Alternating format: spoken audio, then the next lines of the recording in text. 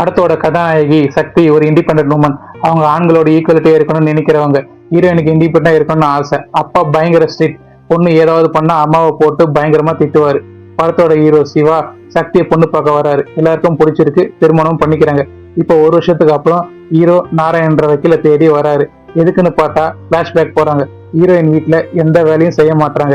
Hero வேலைக்கு போயிட்டு டயர்டா வந்தா கூட சமைச்சு தர மாட்டாங்க. கேட்டா நான் இண்டிபெண்டன்ட் உமன், இப்படிதான் இருப்பேன், இது என் சாய்ஸ்னு சொல்றாங்க. இவங்க இன்ஸ்டா ரீல்ஸ் பார்த்து ஆம்பளைங்க பண்றதெல்லாம் பண்ணா தான் ஈக்குவாலிட்டி நினைச்சுக்கிறாங்க. இந்த சண்டை ரொம்ப முத்தி ஹீரோயின் டைவர்ஸ்க்கு அப்ளை பண்றா. என்ன ரீசன்னு சொல்றான், வயலன்ஸ் அகேன்ஸ்ட் உமன் கேஸ் போடுறாங்க.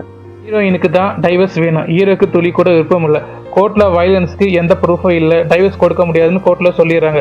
ஆனா ஹீரோயின் விடாம, ஹீரோ குடிகாரன், அவருக்கு பைபோலர் டிசார்டர் இருக்கு. ஹீரோவோட வக்கீல் ஃபெமினிசம் பத்தி பேசுறாரு.